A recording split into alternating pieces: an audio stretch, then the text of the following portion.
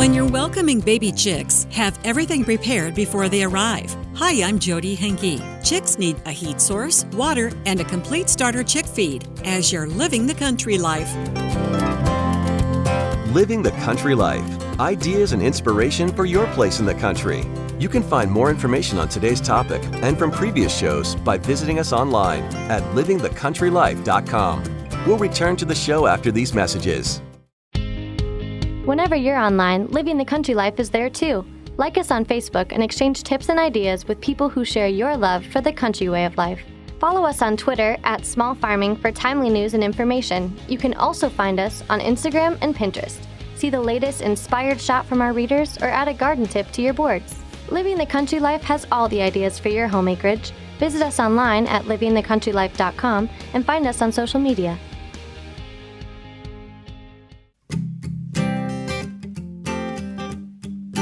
If you're looking for new ideas for what to do around your place in the country, register for the Living the Country Life newsletter. Once a week, you'll receive helpful tips in your inbox on a wide variety of seasonal and timely topics, along with so much more. Living the Country Life is for all those people who love to live in the country. Sign up for your free newsletter today by visiting livingthecountrylife.com.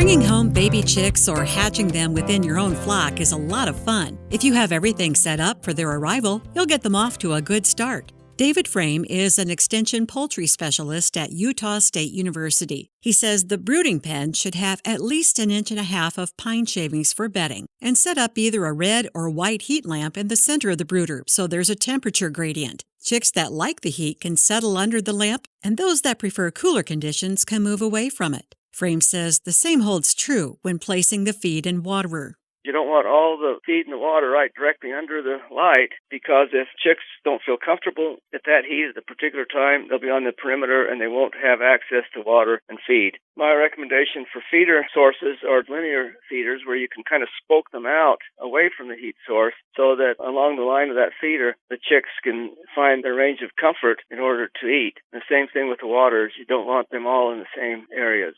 Frame says it's important that you have the right chick feed available on day one. One of the biggest mistakes that I've seen is folks go to the feed store and they've bought layer chicks, and then they say, okay, that's layer feed up there, that's what they need to eat. That layer mash is extremely high in calcium and will damage your baby birds, and so make sure that you start with a good chick starter feed. And the reason for that is because they need that protein and those extra vitamins in there.